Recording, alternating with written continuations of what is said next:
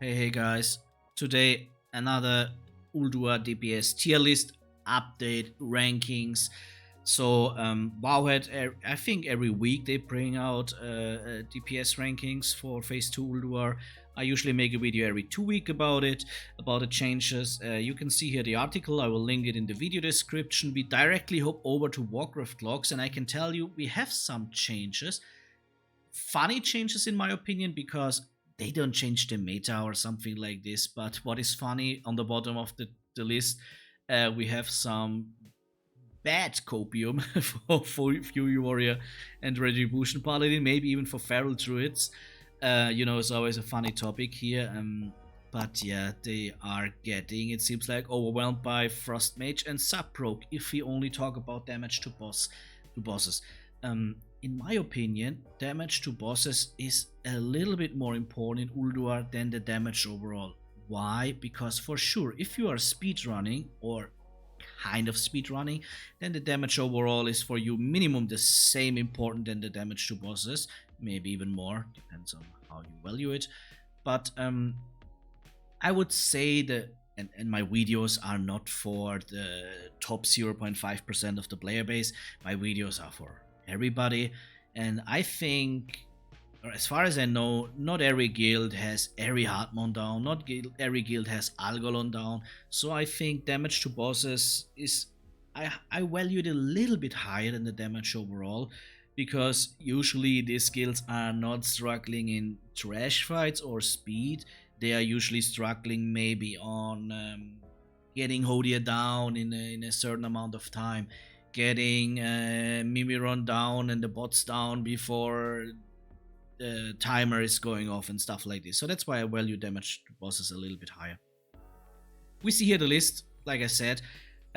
We have here the tier list, which I already updated here a little bit at the bottom. So I brought Frost Mage and Sub-Rogue here up into the C tier. So they are definitely now playable specs. I still put Fury Warrior on the highest ranking into the C tier. Why? They bring a buff and they could off tank if they are willing to, and also they are if they have other spec for sure, and also the damage overall they are higher in just the damage to the bosses that Frost Mage and Sub-Rogue seem to do better now than Retribution Paladin and Fury Warrior.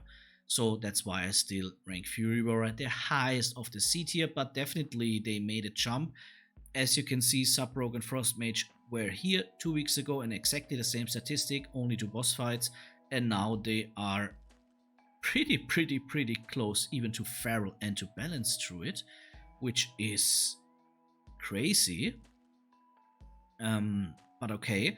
And yeah, that's why I rank them now into the C tier. Definitely playable specs. I'm not sure if they bring a buff that could be valuable for the raid, that maybe you could put another class out or you don't need it, but that doesn't matter here. We value here right now mostly only the DPS.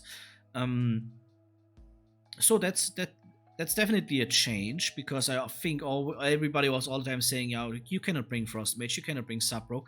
Sub-Rogue, they had their niche in Algolon fights to survive the Big Bang with cheat death. I also play that spec. I also have a YouTube video about it. If you want to check if you want to see, check my channel for it. But so let's continue now from the top. On the top, we have also one interesting change, but I think that was pretty sure that was happening. Unholy and Affliction Warlock changed the places when we only talk about boss fights. Why? Boss fights are getting usually more and more fast. Unholy DK benefits from faster kill times. That's why we have here the change. I would not change it here in the tier list. Why? Affliction Warlock is top DPS overall, in overall damage. So that's why I ranked him here second, Assassination Rogue first. But to be honest, the rankings between the S tier doesn't matter a lot. For example, here also Unholy DK has the benefit that he could have an off spec where he could tank in some fights, which values then maybe a DK higher than Affliction Warlock or Assassination Rogue.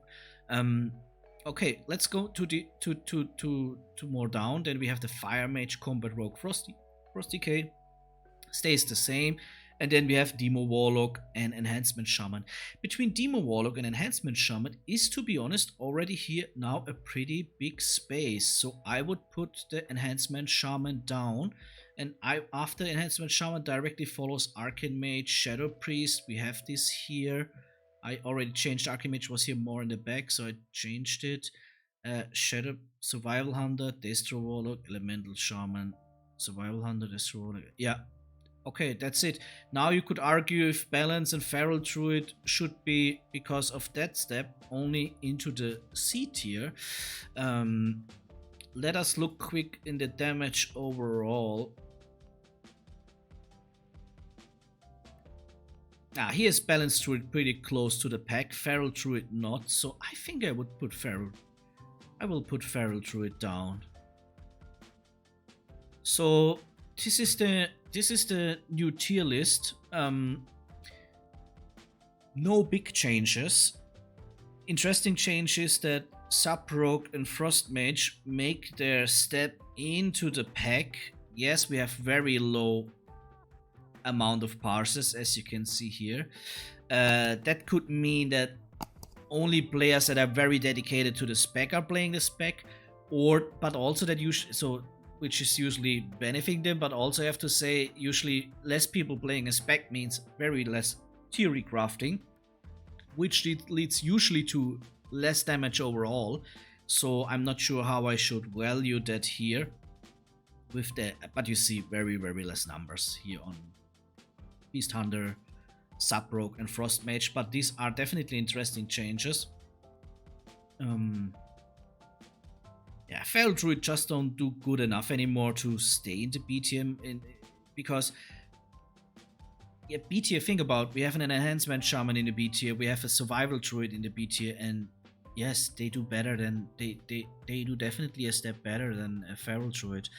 Same with Fury Warrior. Fury Warrior, yeah, sure, like I said, damage overall is not that bad.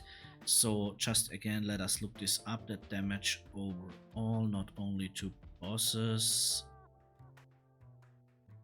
Yeah, here is it also higher than the Fury Warriors, the Feral Druid.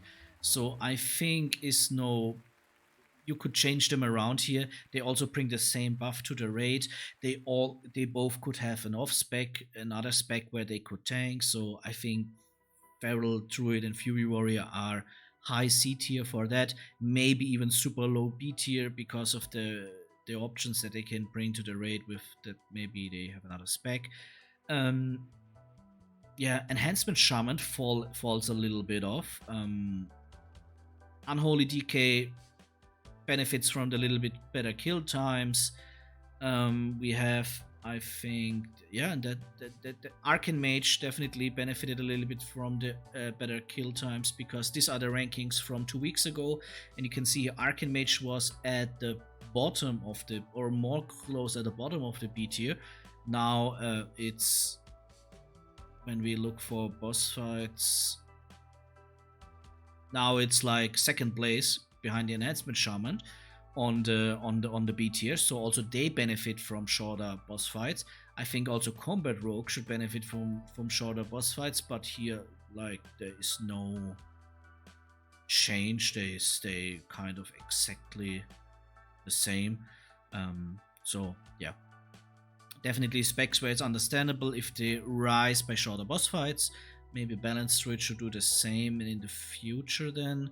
But maybe here I can say that maybe Balance Druid's not getting the gear, because usually you prefer to give the good caster gear to all the Warlocks, then the Fire Mages, now maybe even Shadow Priest and Arcane Mage, Demo Warlock. So yeah, hard time for them item wise. So that's it for today, guys. I think cool changes in my opinion. I like to see sometimes, meme spec is maybe a bad word, but the specs that are not so represented, I like to see them. Not in my raid, to be honest, but in other raids. And I also think if it's only about getting the raid done, and you don't think about, I need the best parses or I need the best kill speed or whatever, then these are definitely fine specs. You can have a Frost Mage in your raid group, and that is not a reason that you cannot kill a boss. Same with a Sub-Rogue. That's it for today, guys. Have a good one. Have a good week. Good luck in Ulduar for this week, and see you. Bye bye.